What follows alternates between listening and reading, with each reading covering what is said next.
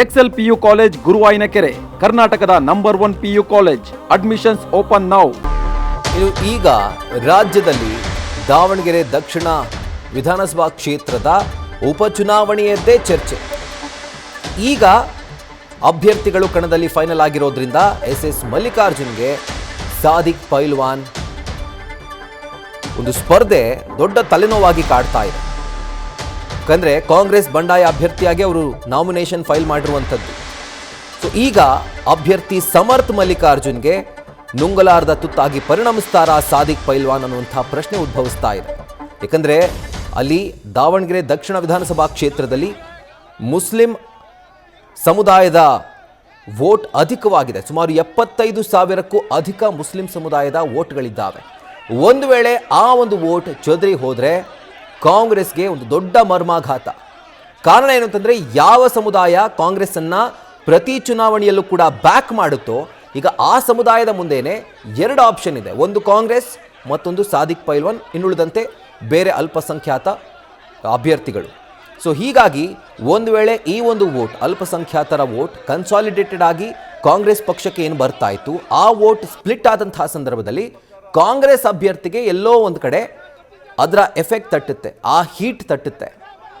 So ಹೀಗಾಗಿ ಸಚಿವ S Mallikarjun ಅವರಿಗೆ ಈ ಒಂದು ಚುನಾವಣೆ ಪ್ರತಿಷ್ಠೆಯ ಪ್ರಶ್ನೆ. ಗೆಲ್ಲಲೇಬೇಕಾದಂಥ ಒತ್ತಡದಲ್ಲಿ ಅವರೂ ಇದ್ದಾರೆ, ರಾಜ್ಯ ಸರ್ಕಾರ ಕೂಡ ಇದೆ. ಸೊ ಹೀಗಾಗಿ ಅವರ ಮುಂದಿನ ಚುನಾವಣಾ ತಂತ್ರಗಾರಿಕೆ ಯಾವ ರೀತಿಯಾಗಿರುತ್ತೆ ಕಾದ್ ನೋಡಬೇಕು. ಬಟ್ ಈಗ ಸದ್ಯಕ್ಕೆ ಸಾದಿಕ್ ಪೈಲ್ವಾನ್ ಚುನಾವಣಾ ಅಖಾಡದಲ್ಲಿ ಭರ್ಜರಿಯಾಗಿ ತೊಡೆ ತಟ್ಟಿದ್ದಾರೆ.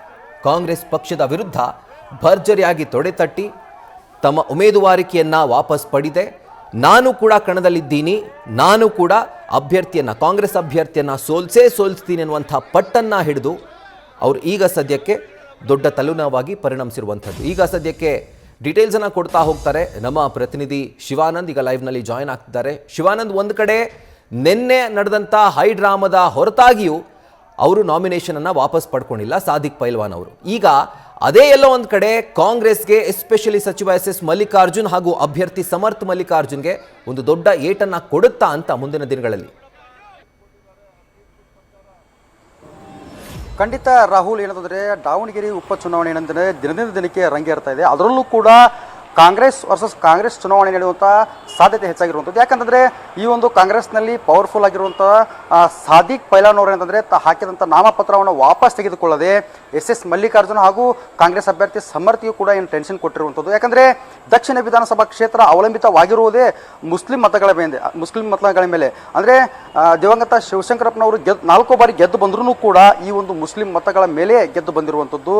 ಆದಾಗ್ಯೂ ಕೂಡ ಅಂದರೆ ಈ ಒಂದು ಕ್ಷೇತ್ರವನ್ನು ಏನು 45 ಜನ ಈಗ ನಾಮಪತ್ರ ಸಲ್ಲಿಕೆ ಮಾಡಿದ್ರು, ಅದರಲ್ಲಿ ಏನಂತಂದರೆ ಈಗ 25 ಜನ ಮಾತ್ರ ಕಣದಲ್ಲಿ ಉಳಿದಿರುವಂಥ. ಆ 25 ಜನರಲ್ಲಿ 11 ಜನ ಮುಸ್ಲಿಂ ಅಭ್ಯರ್ಥಿಗಳು ಇರುವಂಥದ್ದು. ಅದರಲ್ಲಿ ಪೈಲ್ವಾನ್ ಸೇರಿದಂತೆ ಇನ್ನಿತರರು ಕೂಡ ಕೆಲವೊಂದಿಷ್ಟು ಓಟುಗಳನ್ನು ತೆಗೆದುಕೊಂಡ್ರೆ ಇಲ್ಲಿ ಕೊನೆಯದಾಗಿ ಹೊಡೆತೆ ಬೀಳುವುದು ಸಮರ್ಥ್ ಶಾಮ್ನೂರ್ ಅವರಿಗೆ ಅಂತಲೇ ಹೇಳ್ಬೋದು. ಯಾಕಂದರೆ ಈಗಾಗಲೇ ನಿನ್ನೆ ಕೂಡ ಹೈ ಡ್ರಾಮಾ ಕೂಡ ನಡೆದಿತ್ತು. ಸಾದಿಕ್ ಪೈಲ್ವಾನ್ ಮನೆ ಮುಂದೆ ಏನೋ ಯಾರೂ ಸಂಪರ್ಕ ಮಾಡಿಲ್ಲ, ಕೇವಲ ಫೋನ್ನಲ್ಲಿ ಮಾತ್ರ ನಾನು ಕರೆ ಮಾಡಿ ನಾಮಪತ್ರವನ್ನು ವಾಪಸ್ ತೆಗೆದುಕೊಳ್ಳಿ ಅಂತೇಳಿ ಕರೆ ಮಾಡಿದರು.